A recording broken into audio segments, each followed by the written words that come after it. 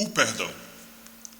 Uma vez eu disse que a pureza sexual é a mais impopular das virtudes cristãs, mas provavelmente eu me enganei. Agora estou vendo que uma outra virtude é muito mais impopular e detestável. Senão vejamos. Está escrito na lei cristã: amarás ao teu próximo como a ti mesmo. Ora, em que isto pode ser detestável? Vamos esclarecer melhor as coisas. O que acontece é que, na moral cristã, a expressão o teu próximo também inclui o teu inimigo. Aqui está o nó cego da questão. Nós nos revoltamos contra esse terrível dever de perdoar os nossos inimigos. Todo mundo acha que o perdão é uma ideia maravilhosa e até adorável, até chegar a hora de perdoar alguém em especial, como foi o caso dos ingleses perdoarem os alemães na Segunda Guerra. E então, assim sendo, basta que mencionemos o assunto para sermos recebidos com rugidos de ira e antipatia. E veja bem, não é que as pessoas julguem esta virtude inatingível ou difícil, é que a julgam odiosa e desprezível. As pessoas dizem: esta conversa me enoja, vamos mudar de assunto. E a partir daqui, muitos estarão pensando a meu respeito: isto é um abuso. Como você se sentiria perdoando a Gestapo se fosse um polonês ou um judeu? Respondo: eu também gostaria de saber, e muito. Assim como quando o cristianismo diz que não se deve negar a fé nem para se livrar da morte por tortura, eu gostaria muito de saber o que eu faria se estivesse nessa situação. Minha intenção aqui não é dizer o que eu faria, e pode apostar que quase nada faço. Na verdade, só estou procurando dizer o que é o cristianismo. Lembre, eu não o inventei, mas, bem no centro dele, lá no Pai Nosso que nós rezamos todo dia, encontramos a expressão: perdoa-nos as nossas ofensas, assim como nós perdoamos a quem nos tem ofendido. Ora, ali não há a menor menção de que o perdão seja oferecido noutros termos. Está perfeitamente claro que, se não perdoarmos, não seremos perdoados. Não há dois caminhos a seguir. Estamos ferrados na declaração de Jesus. Logo, o que devemos fazer? Há duas coisas que podemos fazer. Vou dar um exemplo. Quando começamos a estudar a matemática, não iniciamos com cálculo integral, mas com uma simples conta de somar. Do mesmo modo, se desejarmos realmente aprender a perdoar, mas tudo depende de uma boa vontade bem firme, é melhor começarmos a perdoar algo mais fácil do que Adolf Hitler. Podemos começar perdoando o marido ou a mulher, ou os pais, ou os filhos, ou o colega mais próximo, por alguma coisa que disseram ou fizeram a semana passada. Isto possivelmente nos bastará como um primeiro passo. Depois poderíamos procurar compreender exatamente o que significa amar o próximo como a si mesmo. E não da outra.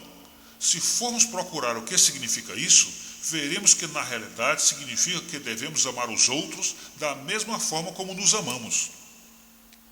Sim, eu entendi. Mas como é exatamente que eu me amo a mim mesmo?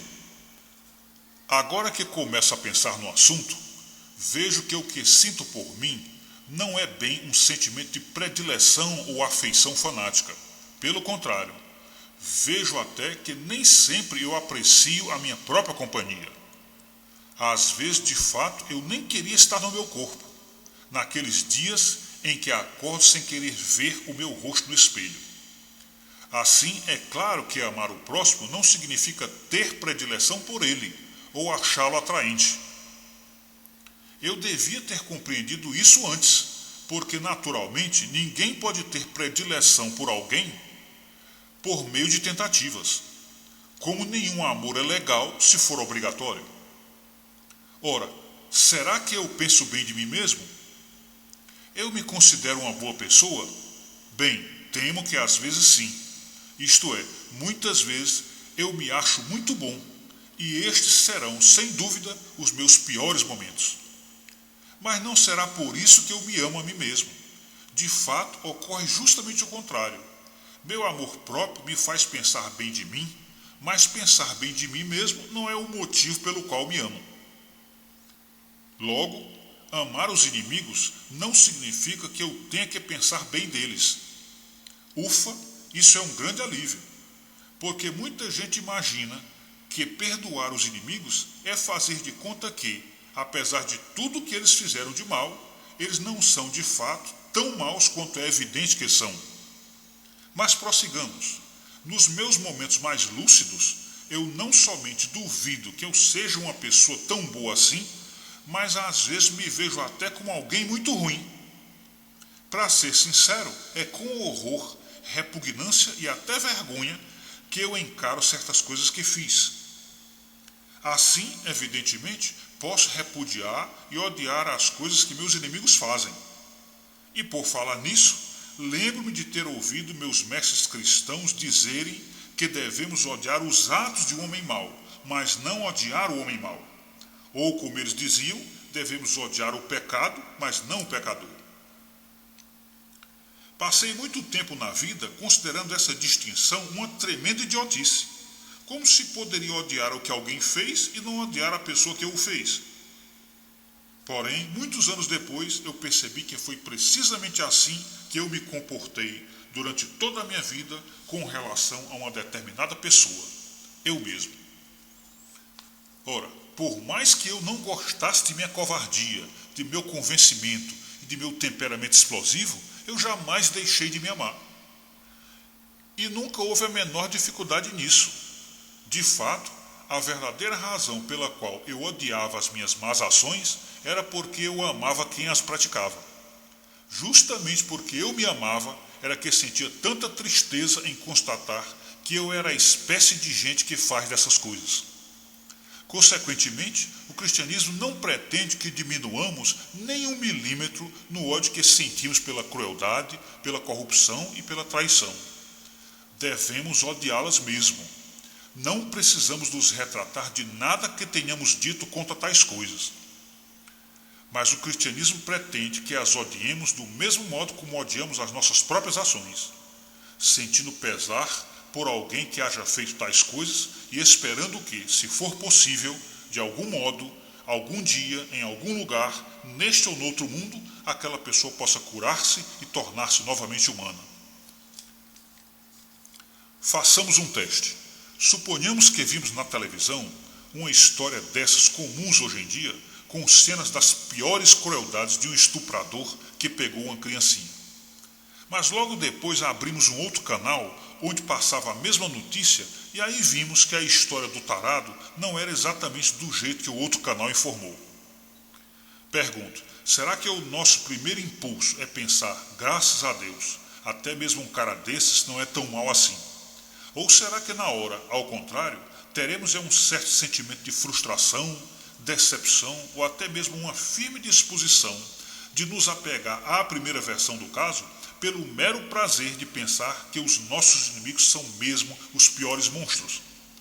Ora, se é o segundo pensamento que nos ocorre, então temo que este seja o primeiro passo de um processo que, levado até o fim, nos transformará em demônios. Não é exagero, a coisa se processa assim. De início, desejamos que a escuridão seja um pouco mais escura.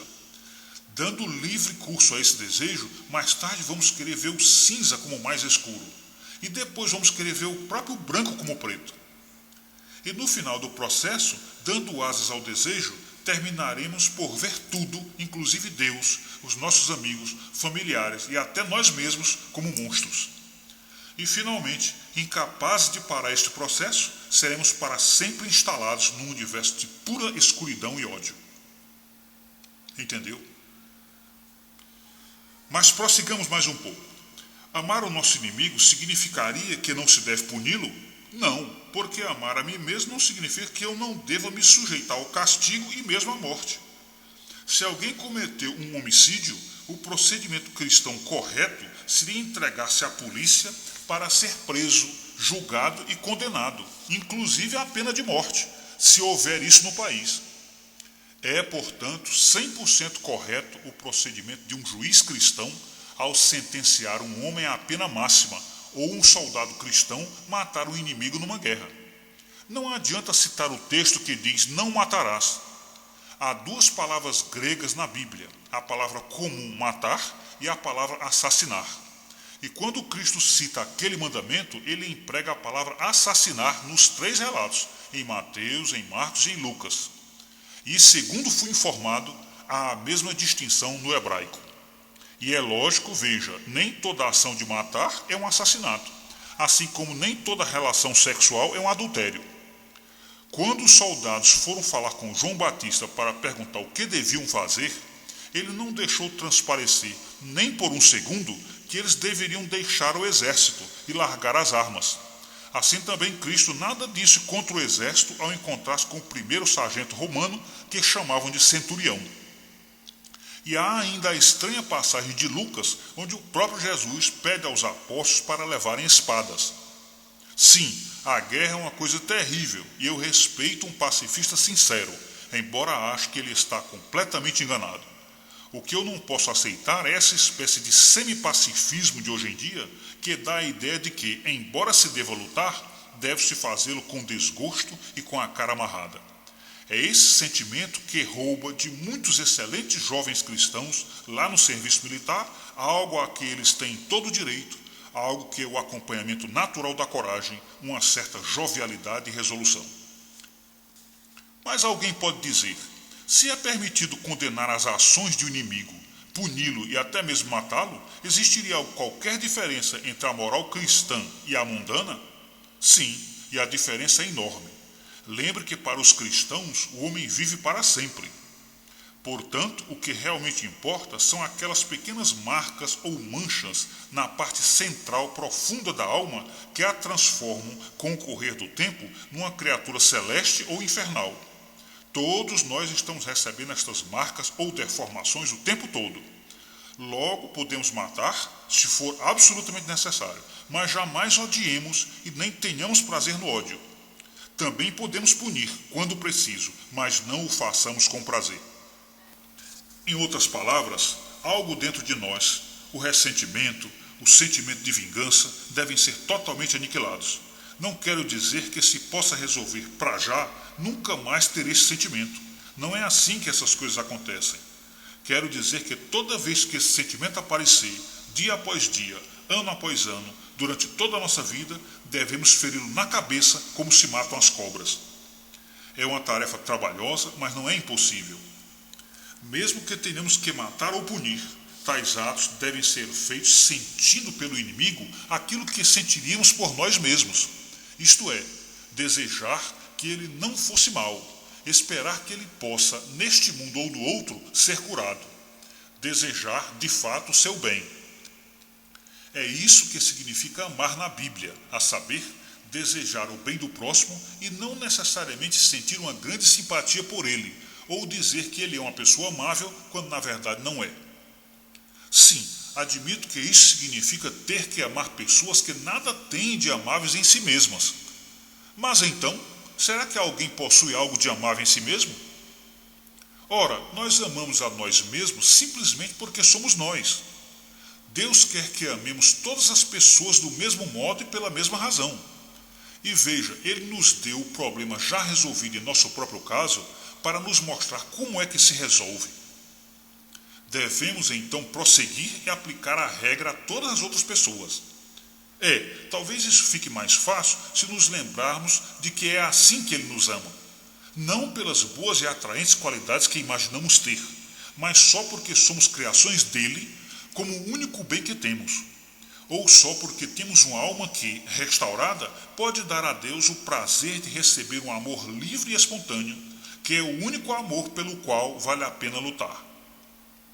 Porque, na verdade, nada mais há em nós para ser amado.